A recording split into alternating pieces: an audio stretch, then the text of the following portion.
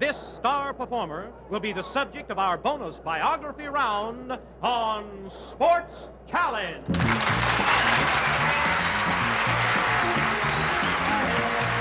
the 5th consecutive week, our 4-time champion New York Yankees, Lefty Gomez, Joe Dimaggio, and Tommy Henry renew their rivalry and accept the challenge of the all-time great Boston Red Sox, Bobby Doerr, John Dimaggio, and Johnny Pesky. And now here is the host of Sports Challenge, Dick Enberg. Ladies and gentlemen, thank you. Hey, welcome. Thank you, Johnny Gilbert. Welcome, fans from coast to coast and around the world to Sports Challenge. And this week, our 4-time champion New York Yankees will meet their arch rivals, the great Boston Red Sox. Our teams are playing for $1,500 worth of AMF Void sports equipment. Johnny, with what youth groups are represented this week? Well, Dick, this week the New York Yankees are playing for the Westerly Little Guys Incorporated of Staten Island, New York. And the Boston Red Sox represent the Orient Heights Neighborhood Center of East Boston, Massachusetts. Voigt, from basketball to bowling, scuba gear to golf. Voigt stands for durability and consumer value, and it's been that way for 50 years. Okay, Dick. And we're ready to go, men. We'll begin our first category, Hall of Fame outfielders. We'll see 3 of the great ones and some thrilling moments, too. Right after this Sports Challenge timeout. What's up, man? Longtime rivals, the Yankees and the Red Sox, do battle on Sports Challenge today. Gentlemen, our first category, Baseball Hall of Famers. And here's a proud moment for a member of the Hall. The 1941 All-Star Game, Briggs Stadium in Detroit. League trailing 5-4, bottom of the 9th inning, Briggs Stadium in Detroit. And here he comes, Ted Williams, the great young outfielder of the Red Sox. Gordon at third, Dimaggio at first, Claude Passo on the mound, into the windup. And here's the pitch. Williams swings, and it's a high, deep drive to right field. Going, gone! A home run for Williams! Look at Ted Williams gallop around the bases. A 3-run homer, bottom of the 9th inning, and the American League has defeated the National League 7-5. Oh, what a thrill that must be for the 22-year-old kid from San Diego. In 41, Ted Williams, in 1941, Ted Williams was the last hitter in Major League history to bat 400 or better. Only Ty Cobb and 2 others have ever hit over 400 twice or more. For your 20-point toss-up, say George Sisler. Johnny Pesky says George Sisler. That is correct for 20 points. You've won the toss-up. Sisler did it twice, 407 and 420 he hit. Free throws belong to the Red Sox. Here's another Hall of Fame outfielder reaching another milestone in 1958. Watch Stan the Man Musial and listen to Harry Carey. 2 balls, 2 strikes. Stan waits. Now the stretch from the belt. Here's the pitch. Line drive, it is! Into left field! Hit number 3,000! The run is good! Musial around first! On his way to second with a double! The first man since Paul Wiener in 1942. Stan Musial has just gotten his 3,000th hit. Musial hit 300 or better. Musial hit 300 or better for 17 years, 16 times in a row. For 10 points, Boston, what Hall of Fame pitcher set an all-time record by hitting 300 or more for 8 Major League years? You have 5 seconds. What pitcher? Time is up. I'm sorry. We go to the New York Yankees for 20 points. Can you name that pitcher? Go ahead. Red Ruffing. Red Ruffing is correct for 20 points. He can throw it and he can hit it. His lifetime average was .269. The score is tied 20-20. Second free throw belongs to the Red Sox. The Hall of Fame belongs only to the great, and among those properly and respectfully enshrined is one whose versatility was unmatched, whose popularity never exceeded. Joe Dimaggio's hands, a 40-ounce bat powerfully gripped, delicately swung. Strong legs turn a line single into a sarcastic double.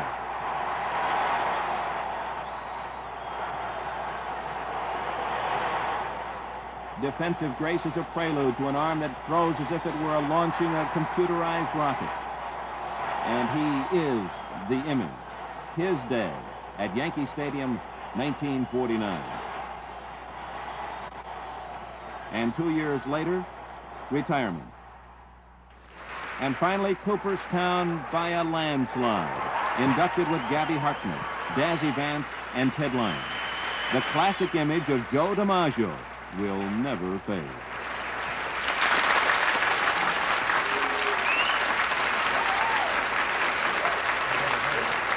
Joe Dimaggio's 56 consecutive game hitting streak probably will never be broken.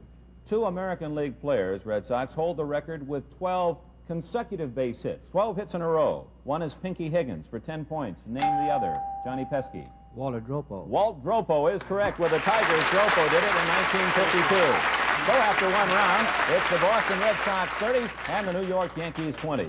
Our new category, men famous finishes. And it took a famous finish and an assist from the official in the second game of the 72 NBA playoffs with Milwaukee for the Lakers to avoid falling behind the Bucks 2-0. With the closing moments, here's Chick Hearn. Lakers lead 133-130 as Milwaukee scores. 22 seconds left. Harrison to Riley. Riley gives the ball to West. The Lakers got to get it out of the back court. Lakers by one. West is trapped. Gets away from that into the front court. Lakers do not have to shoot. West loses the ball. It hits the referee. West has it batted away. It's a free ball. West in the front court again. West bounce to Harrison. Under he comes. Score it. The pass comes in where? The top of the key to McLaughlin. Dribble. Stop. Pass into Jabbar down the middle. 3 seconds. Hook shot good. 2 seconds. Look out for the pass. 2-1. The Lakers win the ball game.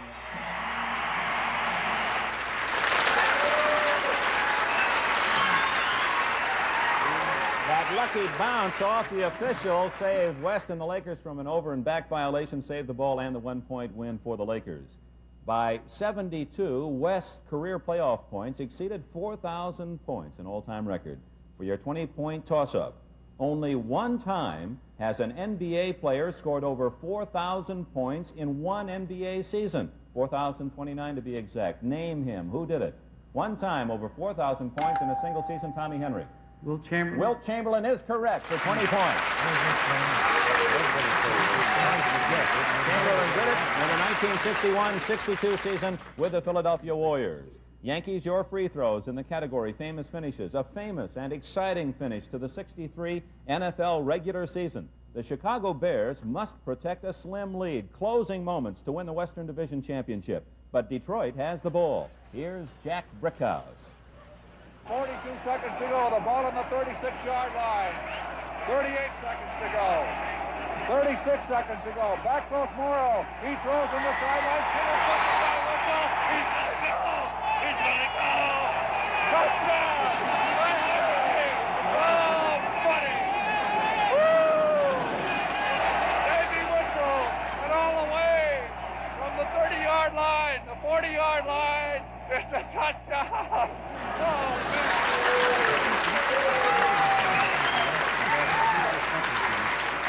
Crying in joy, Jack Brickhouse with that account. Earl Morrall, who threw that interception, Yankees, played with 6 NFL teams, the 49ers, Steelers, the Lions, the Giants, the Colts, and the Dolphins.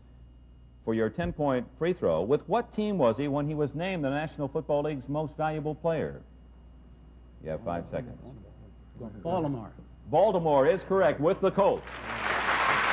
That gives you a 50 to 30 lead. Second free throw. This famous finish turned a pennant fight around just as the season was finishing. Remember? Oh, what a pennant race. 1949 American League season comes down to this final game at Yankee Stadium. The Red Sox and Yankees are tied for first place, and led by Tommy Henrich's home run, the Yanks lead 5-0. But in the top of the 9th inning, Boston scores 3 times, and with 2 outs and Bertie Tebbets at the plate, he's the tying run. Man at second base. Vic Raschi has been relieved by Joe Page. Page winds and delivers. Tebbets sends a high pop fly in foul territory. Tommy Henrich has it. And the Yankees are the American League pennant winners again. And their new skipper, Casey Stengel, goes to the World Series. You weren't so happy a couple of weeks ago when we saw that Cookie Latigetto hit over your head in Ebbets Field, but there you squeezed the final out, and the Yankees were in the World Series. It's your free throw. That was the first of 10 Yankee pennants for Casey Stengel. While winning 10, he was stopped only in 54 by the Indians and in 59 by the White Sox for 10 points.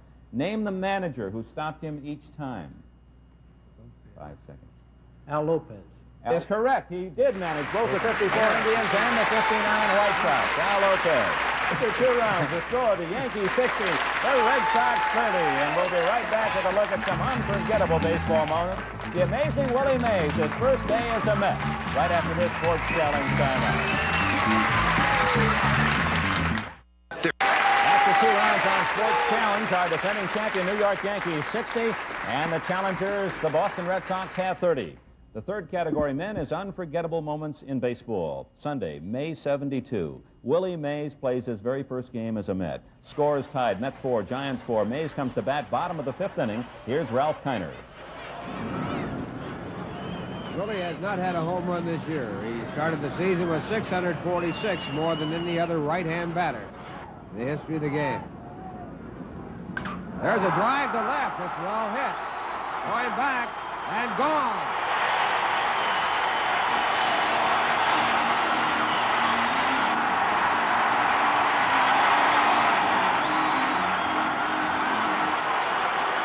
Willie Mays with his first home run of the year and his first as a New York Met, a high fastball. He lines it over the left field fence. And Mays, in his usual way, writing a great story. He beat his former teammates, the Giants, 5-4 with that home run. Through 71, Willie Mays was a veteran of 21 seasons. For your 20-point toss-up, with how many World Championship teams did Mays play? Tommy Henry. 1. 1 is correct. 1. That was in 1954 when the Giants beat the Cleveland Indians. The free throws belong to the New York Yankees. This unforgettable moment in 1946 was a hit that almost turned a World Series around. In the deciding game, Cardinals lead 3-1. Murray Dixon on the mound for St. Louis. Glenn Russell, the pinch hitter for Boston. Swinging a line drive, base hit to right field. Slaughter plays it in. And the Red Sox have something going here, top of the 8th inning. George Metcovich slices one to left field. It's in for a base hit. Russell around second on his way to third. Metcovich on his way to second with a double. And the tying run is in scoring position for Boston. Eddie Dyer's going to make a pitching change. That's all for Dixon. And in from the St. Louis bullpen, the left-hander, Harry the Cat Burkeen. 2 wins already in the series. 2 outs. 2 on. Dimaggio, the hitter. Dominic Dimaggio swings and sends a long drive to right field. Slaughter to the warning track. The wall, he leaps. It's off the wall. Russell scores from third. Metcovich in from second. And Dominic Dimaggio limps into second base. He's tied the game at 3.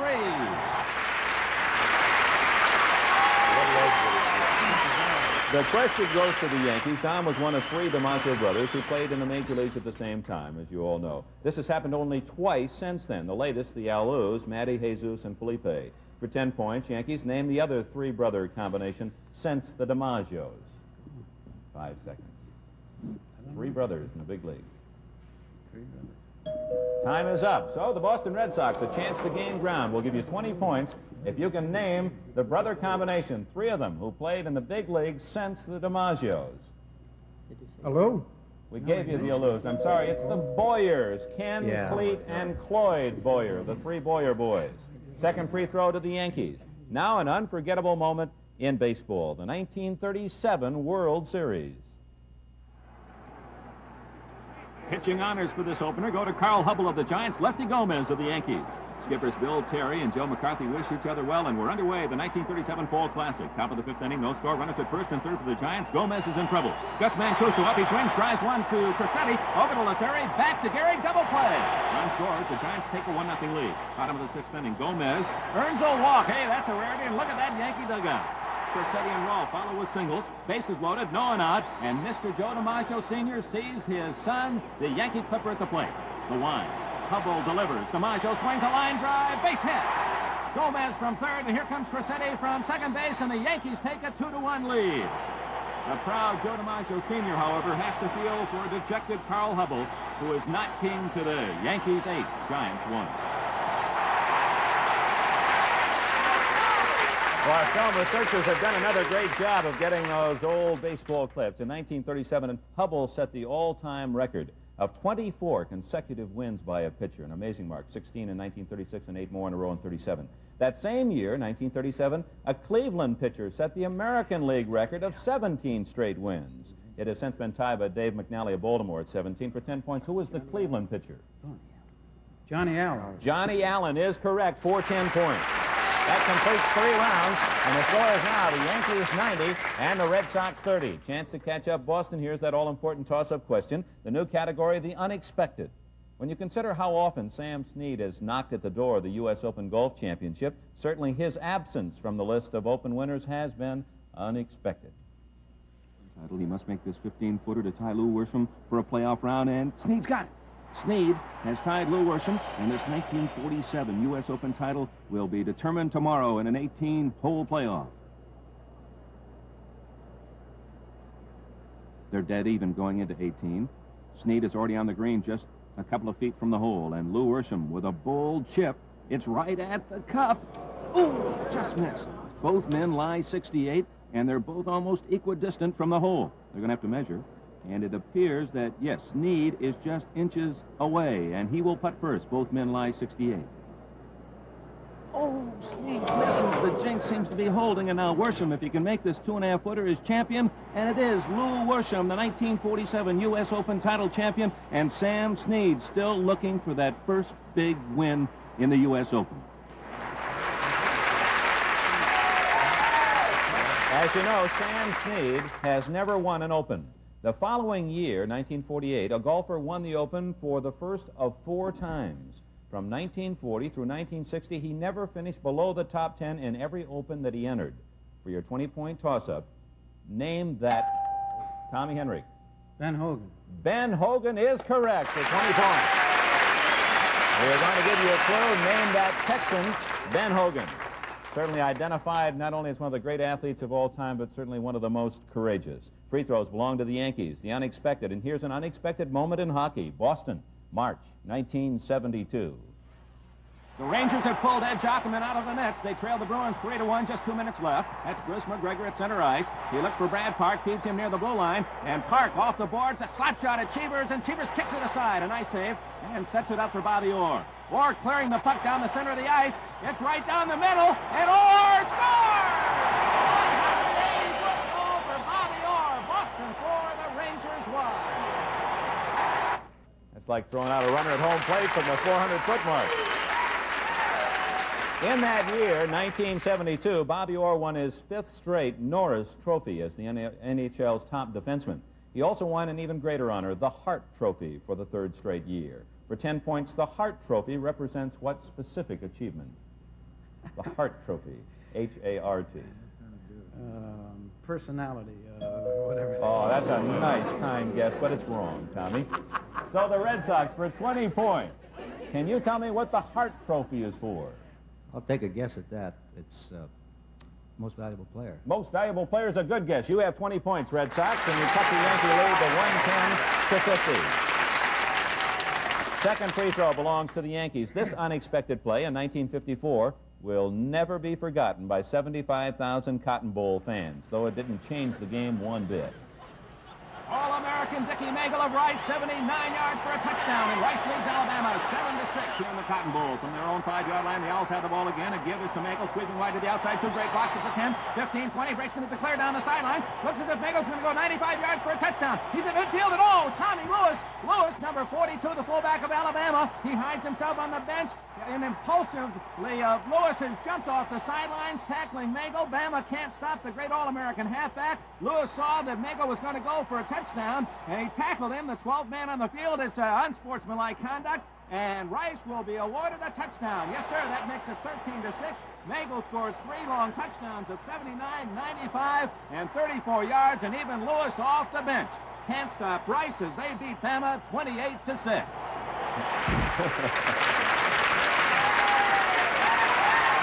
Joining Magel in that same All-American backfield was the Heisman Trophy winner from Wisconsin, who later starred for the Colts from 1955 to 60. For 10 points, name this hard-rushing star. Amici. Alan Amici is correct, Joe Dimaggio. That's worth 10 points. And after 4 rounds, the score. The New York Yankees 120. Our challengers, the Boston Red Sox 50. And we'll be back with our bonus biography round worth 60 points right after this Sports Challenge timeout. The score, the New York Yankees are defending champions 120, the Boston Red Sox 50, and now time for our 60-point biography round. Ready, gentlemen? Start the clock. This former All-Star began his 10-year career with a team on the East Coast. During those 10 years, he played second, short, and third, but he only played 1 game at each position. He spent the rest of his career as an outfielder. He tied a record set by Ruth and Gehrig by hitting 4 home runs with the bases full in one season, 1945. He was known as an excellent defensive star as well as a slugger, and in an all-star game he hit a single, triple, and a home run. When his last name is mentioned, it is immediately associated with baseball excellence. His middle name is Paul. He is the... Stop. Dominic Dimaggio. Vince Dimaggio? Vince Dimaggio is correct. He's our special guest as we have a reunion of the Dimaggios. And here's the eldest of the baseball Dimaggios, Vince. Welcome to Sports Challenge. Vince, I don't want you to be modest now. If you were to have a home run hitting contest among the 3 Dimaggio boys in your prime, who would have won it? I think I would. We might follow that by saying if you had a contest to see who was the most consistent hitter of the 3, who would win that? Well, I'm afraid I have to give that to my younger brother, Joe. And how about the most difficult possible ball to catch? Someone drives one deep to a wall, you have to run like a gazelle and at the last moment make a leaping, diving, one-handed catch. Who's most likely to make that? Dominic's pretty good at that. All right, that's fair enough. He's a double man, too. Vince Dimaggio, thank you for being our guest. I know you want to say hello to your brother. And fans, in a moment, we'll tell you about all of our winners and next week's challenges. First, the Sports Challenge timeout.